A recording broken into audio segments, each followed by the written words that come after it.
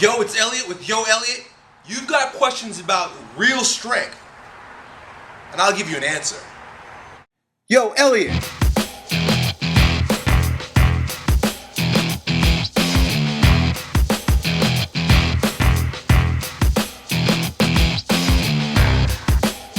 Alright, well today's question actually comes from a very good friend of mine who is using the Lean Hybrid Muscle Reloaded system for fat loss. And basically he's lost a lot of weight in the beginning. For the first 3 months, I think he's lost about 30 pounds and has just done significantly. He's done well. But at this point, he's hit a roadblock and he's no longer getting any results. So the very first thing I wanted to do was to start offering him all types of advice on diet and exercise. But then I stopped for a moment and thought that perhaps it goes one step beyond that. You see, one of the things that I like to do is to expose weaknesses. So if you ever notice that the videos that I've done in the past, like about front squats and deadlifts, my main concern is finding out where your weakness is. That's a part of the reason why I use hybrid training, because if you're very strong in your squat and deadlift, but you suck at sprinting, jumping, or running long distance, then those are weaknesses in your fitness and your athletic ability. So I always try to figure out where myself, in particular when I'm self-reflecting, and my athletes or my clients are having their most obvious problems and how I can track it back to a particular weakness that was oversaw.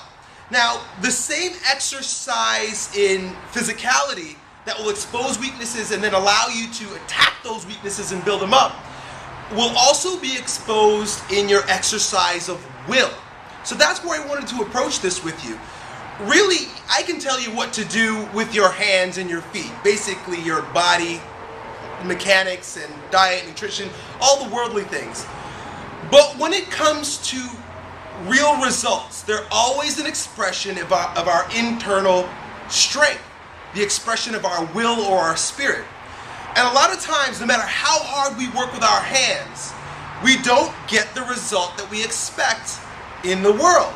So if we do as I typically do and take a few steps back, we want to consider where within our body of virtue, our spirit, our expression of will, are we having weaknesses.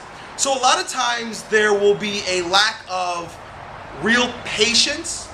And for example, if you're having a hard time dealing with the fact that results aren't coming fast enough, and I can promise you, results are never linear. They always go up and down. It's an evolution process. It's an evolution physically and spiritually and emotionally.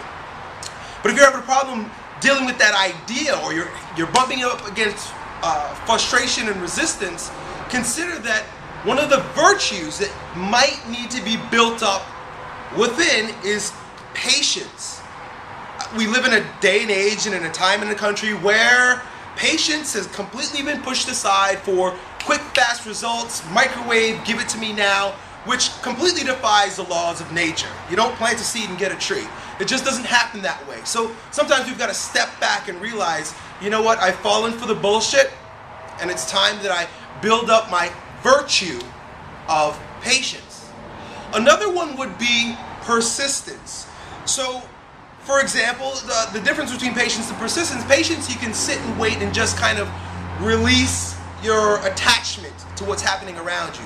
You kind of take a deep breath and you relax and you almost let it be. A lot of times when you let things be, you continue doing what you're doing, but you let it be, all of a sudden results appear.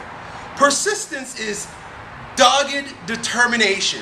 That's battling up against your resistance to discipline, perhaps. You know, take a look at how closely you're following your meal plans.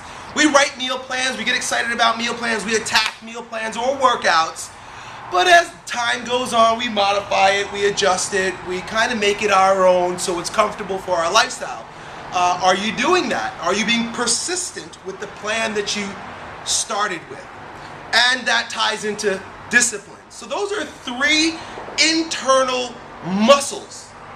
I call them virtues, as does Aristotle. And Aristotle interestingly says that happy people are virtuous, and only the virtuous can be happy. That basically means that we've got to bring it back to developing the virtues, the values, and the ideals within in order to see the results on the outside and be happy with what we're getting.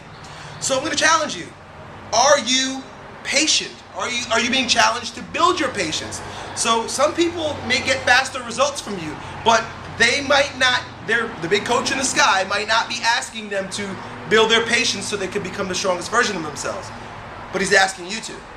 Are you persistent and are you persistent with your discipline? Are you following the plan that as it was laid out doggedly with just sick determination every single day to the letter, and are you disciplined enough to do it every single day whether you feel like it or not? Consider those three things, and if somewhere you feel that perhaps there's a weakness with regard to any of those virtues, then perhaps that's the place we should start, and then go back to your plan and hit it with those newfound strengths that you're developing on the inside.